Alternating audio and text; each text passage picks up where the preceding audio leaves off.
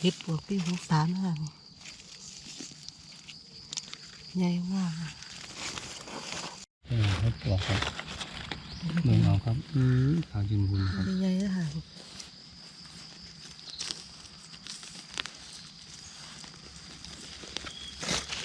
ไอ้ดอกงามๆครับนี่กำลังแข็งเลยครับนี่ดอกงามครับพี่น้องฝนกระตกริมแซ่ๆแล้วครับสวัสดีตอนเช้าๆมื้อนะครับเนาะนี่6 โมงกว่าหน่อยๆครับมาท่านแจ้งครับฟ้าครึมๆคือยังฝนจะตกนี่ครับกะมาเลาะให้คือกันแล้วครับกะมาลุ้นน้ำกันนะครับว่าจะพอเห็นยังครับนี่กับมากับแม่น้องเอ๋ยนี่ก็พอฉันว่าพอเห็นแล้วครับ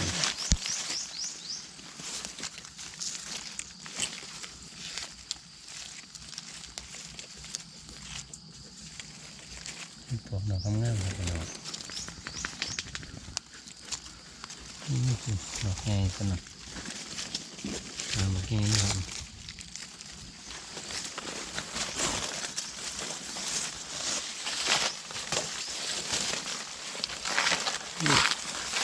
นี่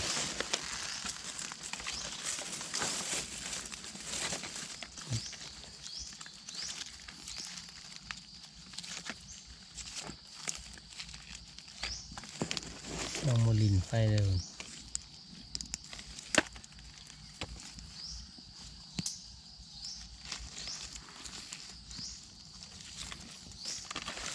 โมลินไฟไล่ไหน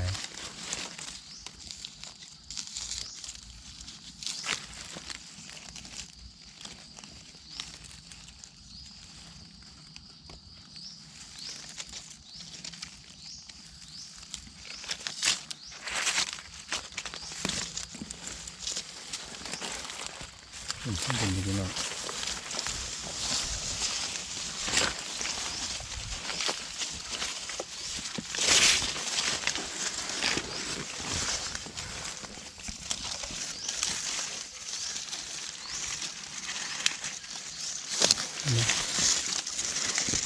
นี่ครับ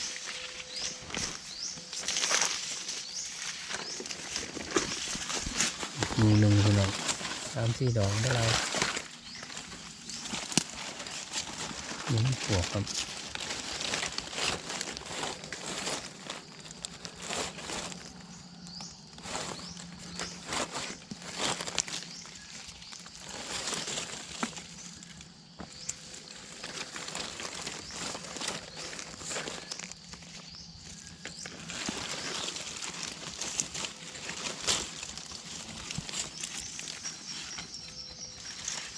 ดอกนี้ครับ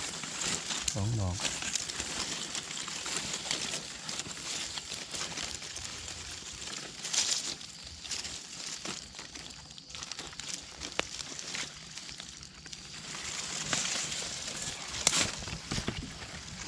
เดี๋ยวปนในพันหนึ่งนะครับพี่น้อง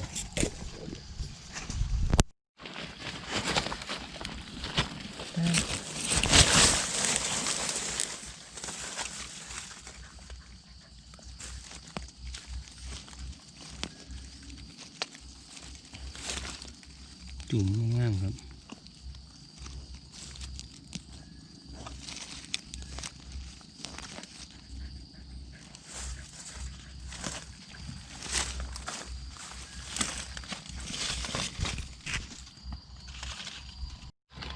โอ้ยดูพี่น้องโอ้ยเนี่ยแบบนึงแบบ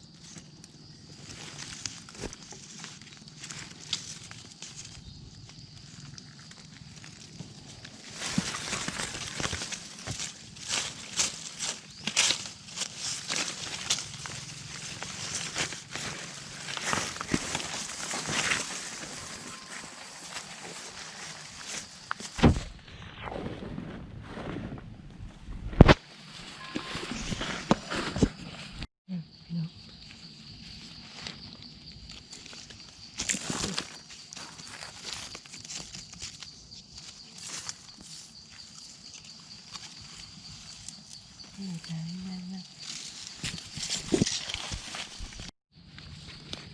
หายยาวๆเลยเปียกหนีบไหมนะคะ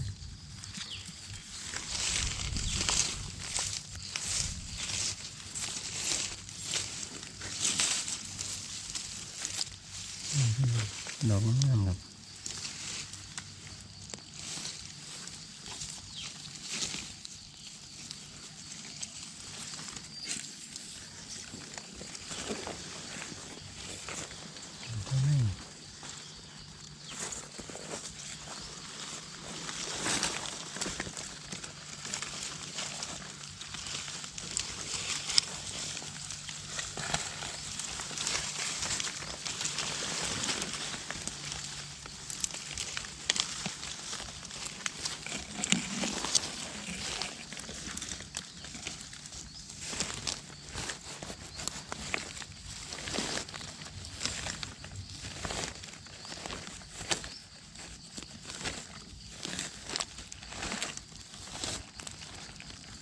พี่น้องเลยค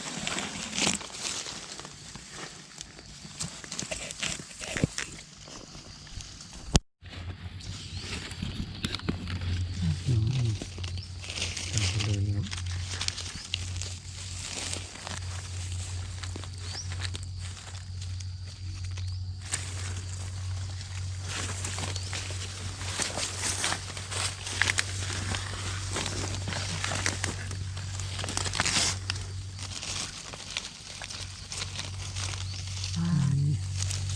ข้อมูลดีครับดอกใหญ่ครับ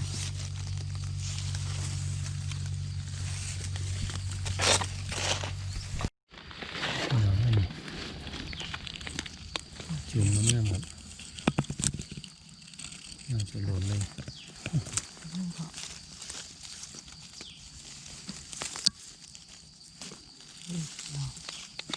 ขาเงี้ยๆเลยเนาะ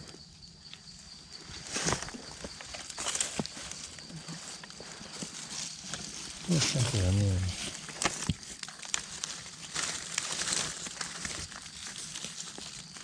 ว่าไปพี่น้องเลย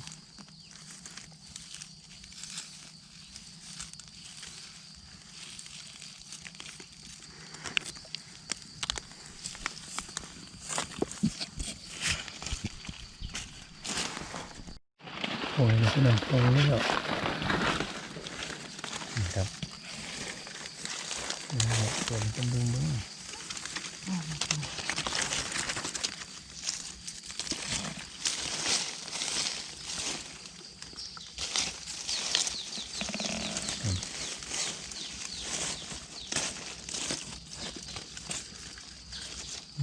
เป็นนิดหน่อย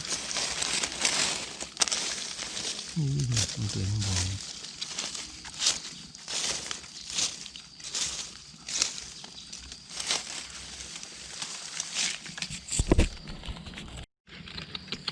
อันนี้พี่น้องเลยปีหกเห็ดปวกปี63นะคะนี่ใหญ่มากอะ ตัวนี้ยังไง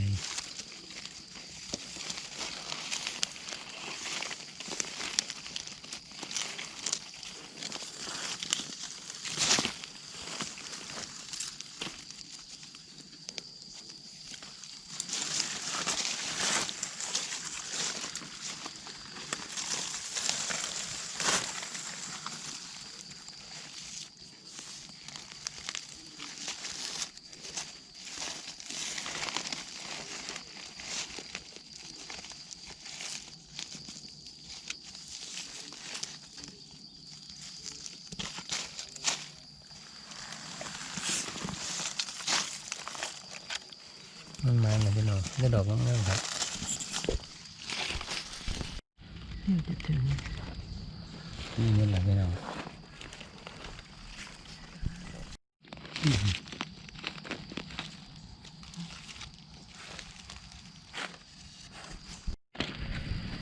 มาเลย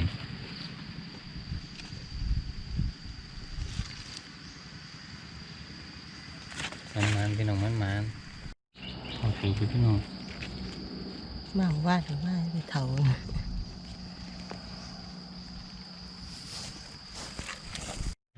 ขาวพี่น้องขาวงามๆครับ ยึดถือคนคอยอะไรกันไป ได้ดอกงามๆครับนี่โอ้กำลังแข็งเลยครับนี่ดอกงามครับพี่น้องฝนกระตกริมแซ่ๆแล้วครับนี่น้องที่กบตาครับ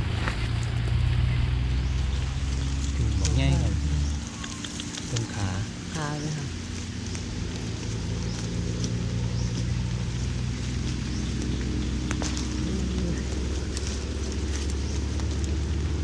อ่า ขาใหญ่ครับพี่น้องดอกทั้งเขาทั้งได้ไหมค่ะ ตาบานจะที่ซ้ำใดครับนี่ใหญ่ๆเป็น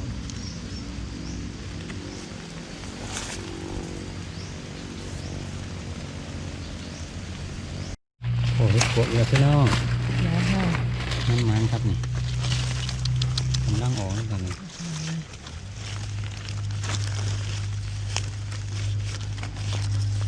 ขาเงาครับ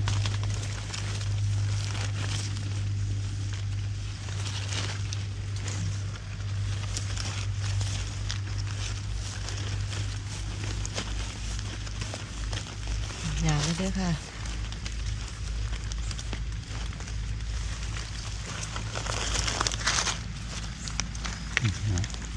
ออกจุ่มกันนี่ครับ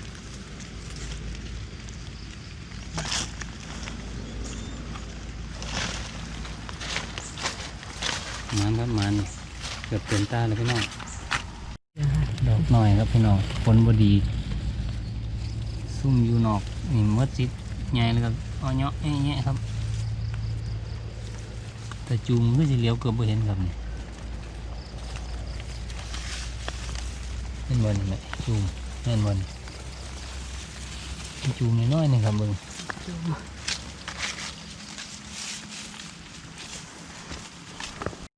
ให้ปลอกครับเบิ้งเอาครับขาวจุนบุญครับ ใหญ่ๆนะคะ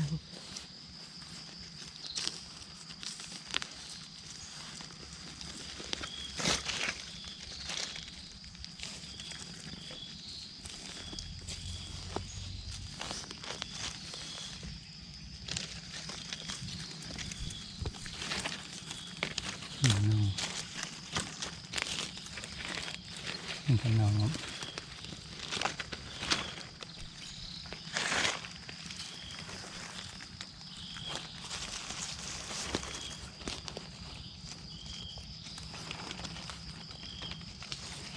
น้องงามกับจูงงาม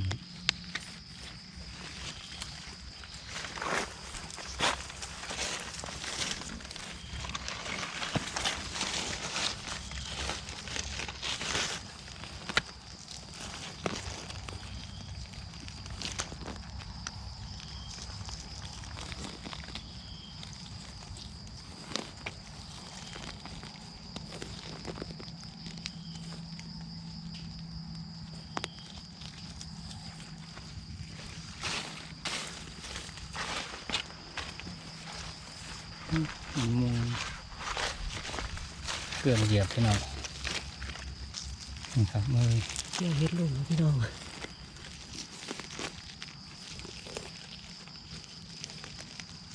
งามเลย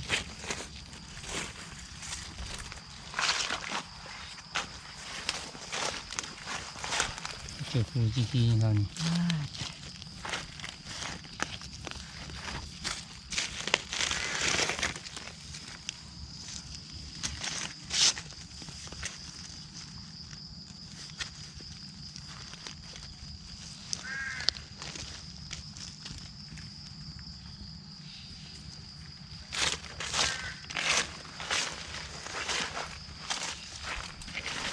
มันจะจูงงาม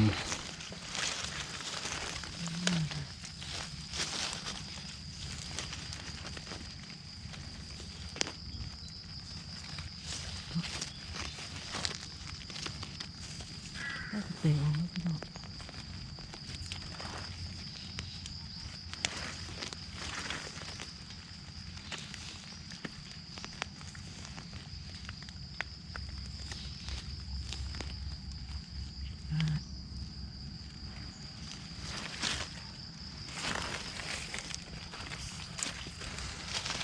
ต้องเป็นพี่น้องฟื้นครับ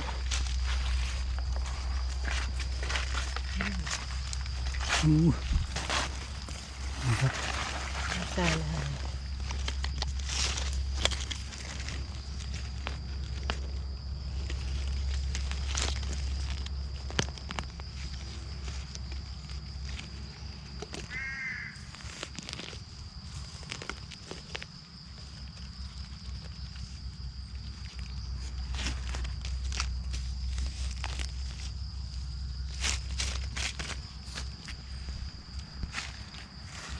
ไหนพี่น้องเกือบเต็มตาแล้วนี่ ดอกนี่ขาเลยค่ะ ขาเงาครับหมดทุกปูเลยครับนี่ไงครับ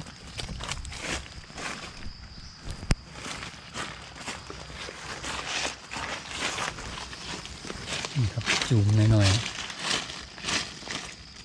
มาขับโผล่ออกโลไปเลยนะครับตามที่จูง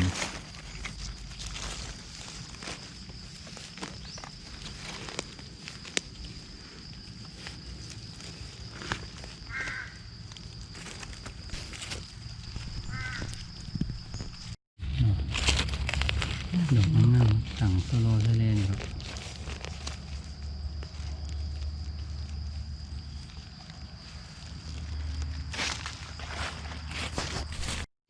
พี่น้องนี่ครับ